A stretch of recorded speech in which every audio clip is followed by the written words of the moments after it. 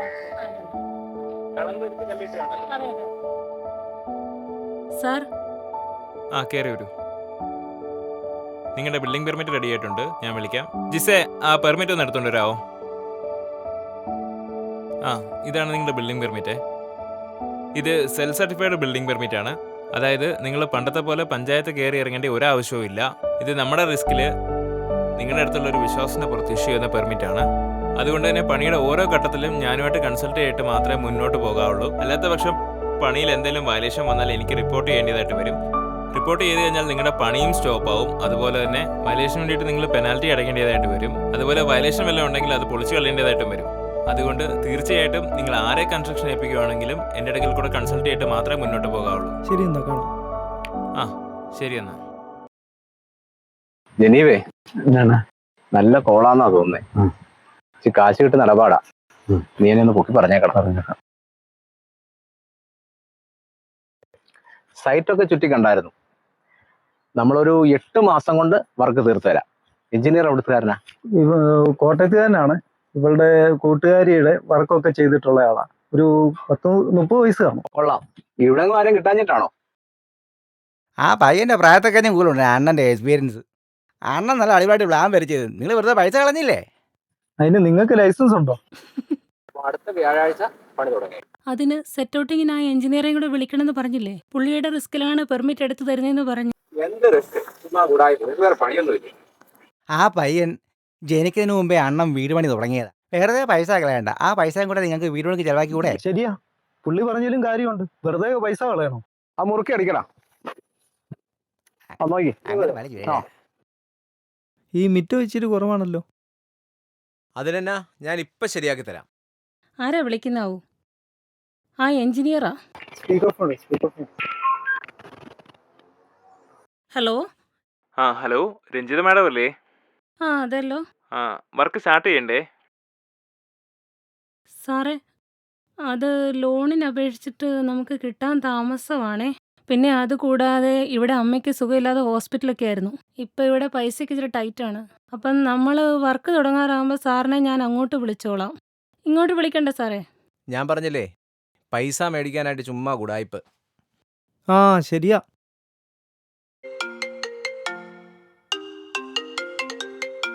Hello hello.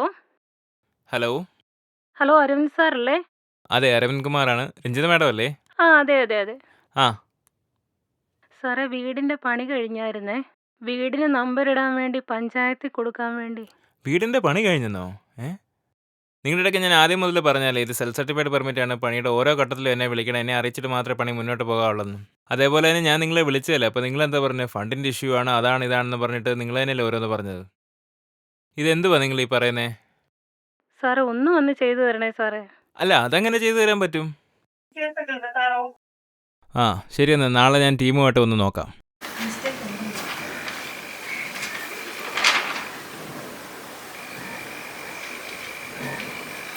അന്ന്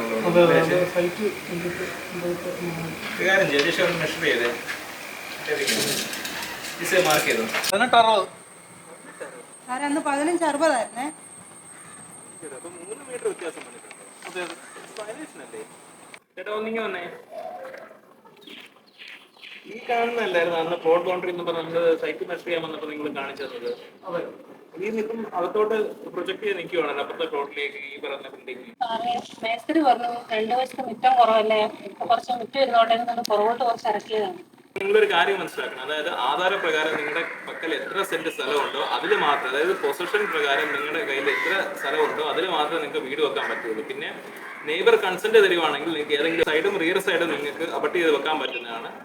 അതുപോലും അവർ consent ഉണ്ടെങ്കിൽ മാത്രമേ ചെയ്യാൻ പറ്റുള്ളൂ. പക്ഷെ നിങ്ങൾ ഇവിടെ ചെയ്തു വെച്ചേക്കെന്ന് പറഞ്ഞാൽ ക്ലിയർ കട്ട് വയലേഷൻ ആണ്. അപ്പുറത്തെ പ്രോപ്പർട്ടിയിലേക്ക് എൻക്രോച്ച്മെന്റ് നടത്തിയിരിക്കുകയാണ്.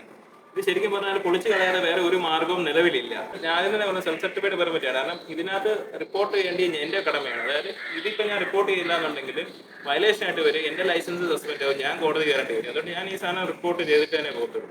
സാറേ, ഞാൻ അന്നേരേ പറഞ്ഞതല്ലേ ഈ പയ്യനൊന്നും അറിയത്തില്ല. സാറേ, ഇവിടെ ഇങ്ങനൊക്കെ തന്നെയാണ്. ഇങ്ങേർക്ക് കാശ് കൊടുക്കാത്തതിന്റെ ചുരുക്കാം.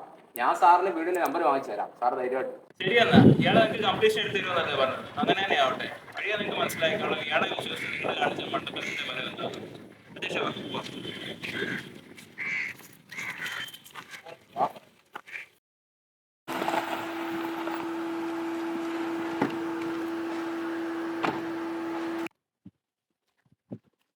ഞങ്ങളെ പഞ്ചായത്തിൽ നിന്ന് സെക്രട്ടറി പറഞ്ഞിട്ട് വരുവാണ്.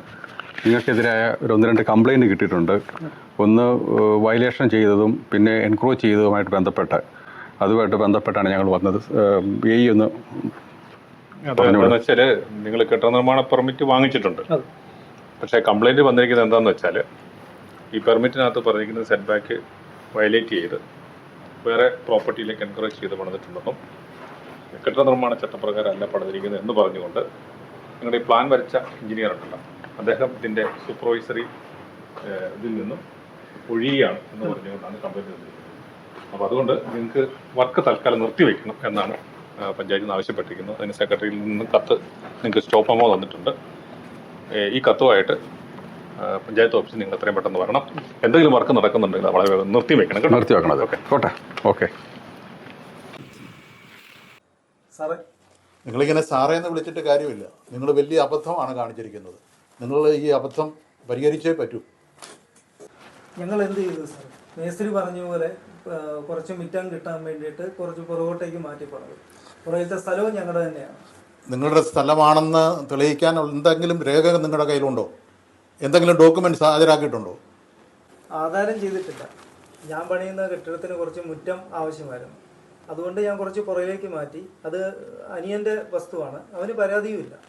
അനിയന് പരാതിയില്ലെന്ന് ആര് പറഞ്ഞു? അനിയൻ്റെ റിട്ടേൺ പരാതി ഇവിടെ ലഭിച്ചിട്ടുണ്ട്. എഞ്ചിനീയറുടെ റിപ്പോർട്ടും ഈ പരാതിയുമാണ് ഈ സ്റ്റോപ്പ് വന്നിറങ്ങാൻ ഉള്ള ഒരു കാരണം. സാർ, മേസ്ത്രി പറഞ്ഞല്ലോ ഇവിടെയൊക്കെ ഇങ്ങനെയാണ്. എന്നാൽ പിന്നെ മേസ്ത്രിയോട് പറ ഈ സെക്രട്ടറിയുടെ കസേരയിൽ വന്നിരിക്കാൻ. ചെറിയ സാമ്പത്തിക ലാഭത്തിൻ്റെ പേരിൽ ഈ ലൈസൻസുകളെ ഒഴിവാക്കി മറ്റു വഴികൾ തേടിയതാണ് നിങ്ങൾക്ക് പറ്റിയ വലിയൊരു അബദ്ധം. അത് പരിഹരിച്ചേ പറ്റൂ. സാറേ, എന്തെങ്കിലും മാർഗമുണ്ടോ? ഇതൊരു സെൽഫ് സർട്ടിഫൈഡ് പെർമിറ്റാണ്. ആ ലൈസൻസി ഇതുമായി ചെയ്യേണ്ട എല്ലാ ചുമതലകളും കൃത്യമായി ചെയ്തിട്ടുണ്ട്.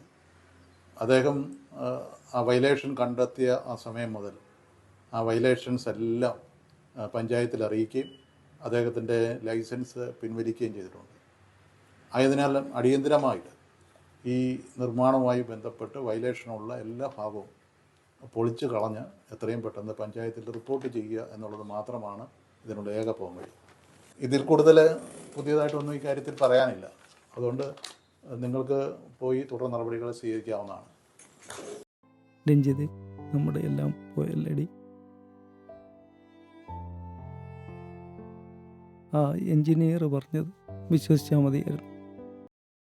ആ പയ്യൻ ജനിക്കുന്നതിന് മുമ്പേ അണ്ണൻ വീട് പണി തുടങ്ങിയതാണ്. വെറുതെ പൈസ കളയണ്ട. ആ പൈസയും കൂടെ നിങ്ങൾക്ക് വീട് പണിക്ക് ചിലവാക്കി കൂടെ.